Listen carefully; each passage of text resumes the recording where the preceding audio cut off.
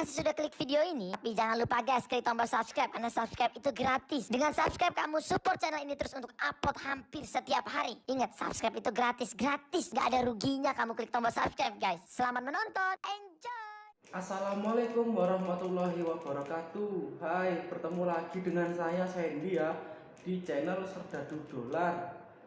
Udah lama ya kita udah gak ketemu. Sekarang hari ini saya akan membahas tentang asal muasal cerita Damarulan dan Minak Jinggo. Ada yang sudah tahu belum tentang asal muasal ini? Yang belum tahu yuk kita simak. Sudah banyak data yang memaparkan eksistensi tokoh Minak Jinggo yang ternyata adalah Raja Probolinggo dan Damarulan yang ternyata adalah Raja Palembang. Mereka adalah tokoh nyata yang dikutip secara ngawur, diacak profil serta domisilinya dirusak dimaksud perangnya dan dikaburkan sejarahnya sehingga terkesan hanyalah mitos. Ditambah lagi dicampur adukan cerita antar tokoh Aji Rajanata atau Brewirabumi II dengan Raden Gajah Narapati Brewirabumi III dan Damarulan atau Arya Damar dengan Brekahuripan atau Raja Ratna Pangkaja. Cerita tentang Damarulan dan Minak Jinggo selama ini dianggap sebagai sinisme para penguasa dan pujangga Mataram terhadap Belambangan. Tuduhan itu adalah tuduhan tanpa bukti. Yang sebenarnya siapa sih yang nulis cerita ngawur dari abad 18 itu? Sebelum mulai lebih lanjut pembahasannya tentang asal muasal cerita Damarulan dan Minak Jinggo ini, alangkah baiknya kalian jangan lupa like dan juga subscribe. Kalau perlu share ke teman-teman kalian. Yuk sekarang kita mulai pembahasannya.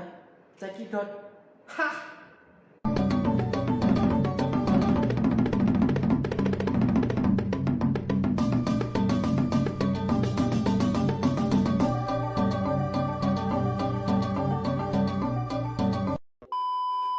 Cerita yang ditulis dalam serat Kanda atau serat Damarulan itu ditilitik dari sisinya bersumber pada kitab Babat Tradisi Pesisiran.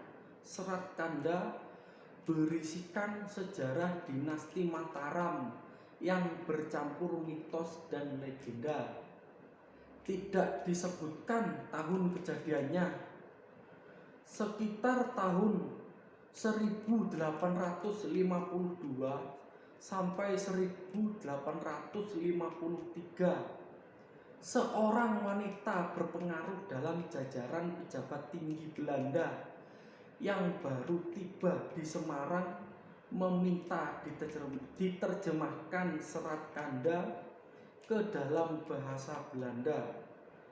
Cerita itu kemudian dipentaskan dalam sebuah karya seni di Mangkunegara atau salah satu pecahan Mataram pada masa kekuasaan Adipati Mangkunegara atau Raden Mas Sudira yang berkuasa pada tahun 1853 sampai 1881.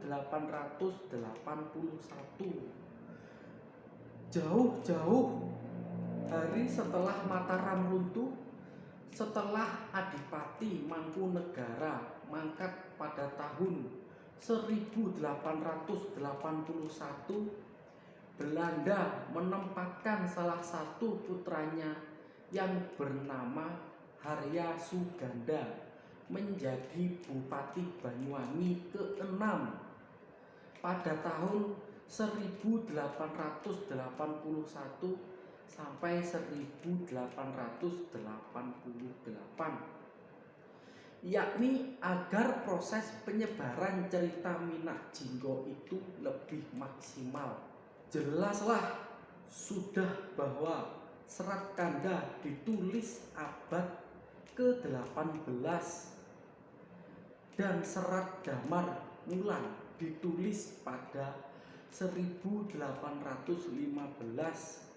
ditulis jauh setelah masa kejayaan Belambangan, yakni ketika masa Surakarta Mangkunegara dan kekuasaan Kompeni Belanda di Jawa Tengah relatif kukuh. Kita ini adalah generasi komentator yang sukanya cuma bilang ini ulah Mataram, Minak Jinggo dan Damar Wulan adalah buatan pujangga Mataram. Minak Jinggo dan Damar Wulan adalah mitos tidak nyata. Dan sebagai berikut, sekarang kita tahu bahwa ini adalah cerita buatan Kompeni. Sudah cukup jelas bukan?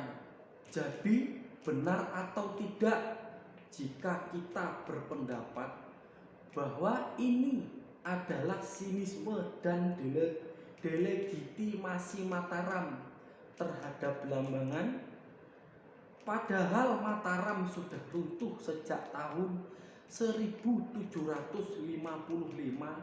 dan Belambangan juga sudah runtuh pada tahun 1774. Jadi siapa yang sinis pada siapa, atau justru kita yang saling sinis dengan saudara sebangsa? Akhirnya justru orang Banyuwangi mencurigai setiap orang Mataram yang mulai berdatangan ke Banyuwangi pada abad ke-18, sedangkan orang Mataram selalu memandang buruk orang Banyuwangi sebagaimana karakter Minak Jinggo. Adu domba mengadu domba. Ketika kedua belah pihak sama-sama membenci dan mencurigai, maka persatuan di Banyuwangi tidak akan terjadi. Dan jika persatuan tidak terjadi, maka penjajahan Belanda akan terus. Cukup sekian video kali ini dan pembahasan kali ini. Jangan lupa like dan juga subscribe agar kalian tidak ketinggalan video selanjutnya. Sampai bertemu di video selanjutnya ya. Assalamualaikum warahmatullahi wabarakatuh.